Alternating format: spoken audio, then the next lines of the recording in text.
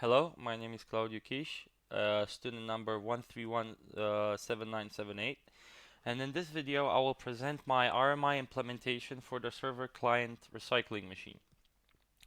Just like in the XML RPC, we had the same task, the user being able to review the recycling machine and us being able to identify each of the users. I made this the exact same way I made the XML RPC implementation, as it goes for methods used to fill up this text areas and the creation of the GUI in this GUI. I will show how it works. So again, my name, okay, uses the same thing, gives out the name, the IP, the machine name, and the date and time at which this happened. And then, if the user uses the recycling machine as so, and clicks the print receipt, he will get the receipt, but he'll also be greeted by this window, um, which he can give a grade of. For example, again, I'll give it a grade of 4 and say that I would like new items to be added to the machine. Okay, so again, a scrolling area, so we make sure that the whole message can be viewable. Click confirm, and machine gets the IP, the grade given, the date and time, and the review from the user. Okay, so I'll start explaining how I did this. It's very similar to the XML RPC implementation, as we can see in the server. We have active users and user messages. Again, these two classes have been created, so I can create the vectors out of them, and I can instantiate new elements from them, because they already contain all of the strings that we'll be getting from the client. Well, not really those strings, but I just created a variable that called user message, and I will just give this variable the message. Um, okay. After that, I will go into server GUI, just like before. Uh, the server GUI has main panel, two text areas, two scroll panes, set size, the text messages area, for example, is added to the scrolling area here, and then it's added to the main panel. Same goes for this one, the text users. The two labels are added so we know what those text areas are. And then we come to the main method. So in the main method, again, we initialize a new GUI and set it to visible so we can see it. And here is the connection to the server and how it happens. But before I get to this, I will first go to the RM server and explain a bit so everybody so we can understand how this works. So the way I do it is I go into the RM server. RM server is exactly the same as in the XML RPC implementation. It creates two new vectors. It has the same methods, which is get message and get user. Again, get user has 4 strings: the name, IP, machine name, and date. Initializes new active users called users, gives that new initialization, the name, the IP, the machine name, and that date, and then we use the users to add them to the vector vActive users with the dot add element, and we add the users. Again, we use the print user log, which creates the string that will be displayed in the text areas, and this print user log fires the print from the server GUI, which will then print the holder to the will print the string that I created in the holder to the recycling machine server. Again, the get message does the same thing, gets the message, the grade, the machine IP, and the date, initializes a new one, adds every one of the variables that are passed to get message into this message, then adds this element that contains all of these into the vector user messages, so it will be only one Uh, only one vector will hold all the information of the server. Uh, then it will use print user log. Again, print user log creates the string, and this, after creating the string, it will use the print and pass down the holder so that the GUI can print the the string. Why I wanted to show this first in before the GUI is because it has two new things here, which are implements the RMI interface and extends the unicast remote object. So what these are the implements RMI interface is used so we can connect to the RMI server. The RMI interface contains the two methods that the client will use, which are get message and get user. And so that right here, as we can see, a new interface called RMI interface, which extends remote. I had to import remote so it can, once it's here, for example, in the client, it can connect and see what these implementations do. Um, the RMI interface knows the implementations of these two uh, methods because RM server extends it. Implements it. And the reason why RM server extends the unicast remote object is because it shows that it can only connect to one server at a time. Okay. So as we can see, the methods are the same. And now we come back to the server GUI.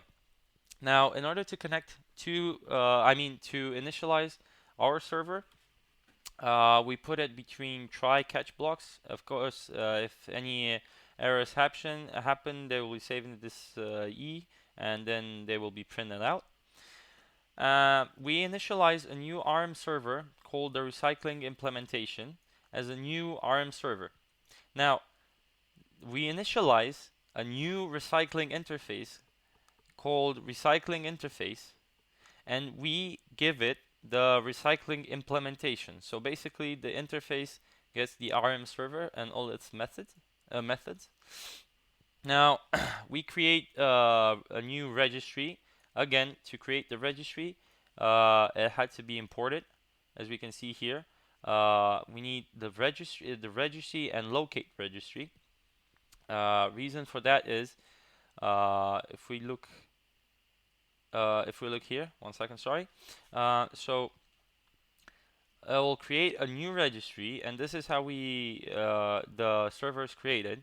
And in this registry, I'll give it the locate registry and dot create registry. What this is, it'll basically create this registry so it can start listening on this port. And after that, I will use registry.rebind because registry will continue listening there with this holder or key, and it shows that it uses the recycling interface that we have right here to get the methods and pass them down. Again, if everything here works correct, the server will start. So I wanted to have a message saying this. So system out print line starting service. I'll say that. I'll catch any exceptions, and again the two print methods. Well, now that the server is ready, so we can see that the only difference in the server is the interface and the way the interface works in the RM server, which implements it. And then without the interface, we couldn't even start the server because it doesn't work without this interface. Now, in order to make the client, I'll start with the recycling GUI. A client is very similar to what we had earlier. I made the client just like I made the XML RPC one. Two new JPanels, added everything that was before in the JPanels and added the new button beacon to the new JPanel so it can be seen. As we see here, this is the new JPanel. Here's where we add the beacon to the JPanel, and that's basically it. we have the show or recycling machines and hide recycling machines and all the methods we had from the previous recycling machine assignment.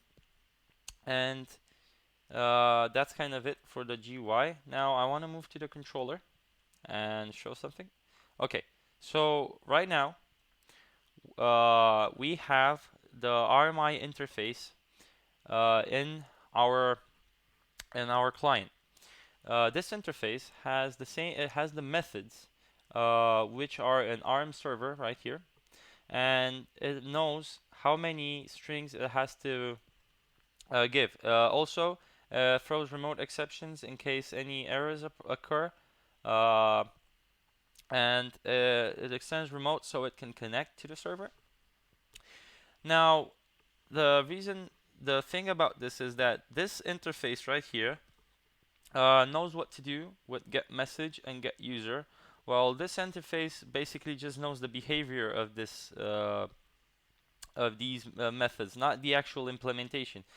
This is because the implementation is in the RM server, and the interface that is in the server, right here, we can see it implements it, will know how the methods work, while this interface that is in the client will only know the behavior. So it will know what get message stands for, but it won't actually know what it does. So now that I look in my controller, first of all, in order to use RMI, the client had to have the RMI interface uh, and have the two methods already in it in order to use it. Now in the controller, we can see that when the beacon button is selected, just like before, we do the show our machine method from the GUI, and then we try connecting to the server. So the way it works is, again, if we look here, we had to import the naming from Java RMI. As we can see here, we create a new interface using the interface from the client called RC, which is our new interface. And to this interface, we use the naming method we've got from here in order to give it the server location. So what I'll do, RC will always look at localhost right now. I made it so it's localhost, so when I send the project, it's easier to use than changing it each one individually, but it does work on a different IP while we put the port in there as well. So right now, our new remote interface, I mean, called RC, will know where the server is located. Right now, again, because the beacon is selected, I will need the string name to hold the name of the user. So a new input dialog will pop up saying please enter your name. And the reason why I think RMI is a lot easier than XML RPC, even though it's only made for Java, is the fact that I can call the get user method the same way I would call it on my local machine. For example, when I want to add the time, I call in review GI, I call get current timestamp from the controller like this. The same thing happens here. We basically say we use the get user from the RMI interface. But this interface will also connect to the server that I specified right here using the server handler. Well, now I don't have to create any more vectors. That is one of the good things about the RMI.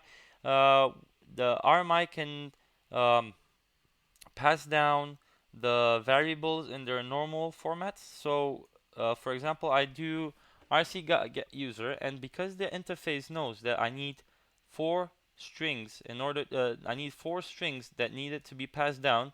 When I write it here, it also knows this. So when I do rc.getUser, I'll pass the name of the user like I requested it in the RM server. If we see here, 1 second. So the name of the user will be passed down here through the RMI interface right here. So we get the name, the IP, the the name of the machine which I'm using right now, and the method get current date. It is a lot easier to pass down information for RMI in my opinion, and uh, once it's a lot easier to use this method over and over. For example, every time I write it, then I would have to create a vector, and then once it does reach the server, have that vector give every information that it needs. I think this is a lot easier. And of course, because it's in try-catch blocks, I did this in case the connection to the server fails. For example, if I do launch the GUI and press the connect button and the server is not up, I will get an error. Now, this is how I pass down the username with RMI. I will also show how I pass the review. It's basically almost the same as the XML RPC implementation. When the reset button is pressed, it will disable all of the buttons except for the input your name, and it will start the review GUI and set it to visible. So if we go into the review GUI, again, the review GUI will still use the RMI interface in order to connect to the server. So the way it does this, the GUI is the same as the one I created for XML RPC. It has a combo box, a button, and a text area, which are the things that we will use. I add those things like the combo box with its choices right here, and then I add it to the main panel. I add the button. I set an actional listener for this button set to this. And then I add the gtext area with a scrolling pane. Now in the main method, we initialize a new GUI and set it to visible. And now we have the actions performed. So now when the user clicks on confirm, we need to get the message, get the review, get the grade the user given, and send them to the server. What we do, we put it between try-catch blocks again. Of course, because if the server is now up, we'll get an error. So we use the RMI interface again, this one. Okay, so we use that, and we use the get message method from this interface.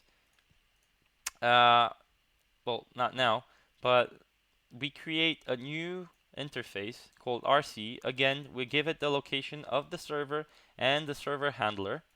Then I have the two strings that I created, which are called message and grade, and we use get text to get the message out of the text area, and value of get selected item of the combo box to get the value the user selected in the combo box. Now again, to run the method, we type in the RMI interface, which is called RC right now. So we use rc.getMessage, which is the method I have right here. Even though it doesn't know its implementation, it knows what it needs to send over to the server. So right now, when I do this, I'll have it send the message. I'll have it send the grade. I'll have it send the IP, and then I'll have it send the current date and time. Using the method I created in controller, and we just call it here, get current date and time. And finally, if it'll have an error, it will catch it. It will catch the exception and print it. And when the user clicks the confirm button, after it sends everything to the server, I want that window to disappear. So that's why I just type in this.dispose. So it'll dispose of the GUI that was used to get the review. So this is basically how RMI implementation works. It's a lot easier, in my opinion, though it's not as good as XML-RPC, because XML-RPC can be used in different languages while RMI can only be used in Java.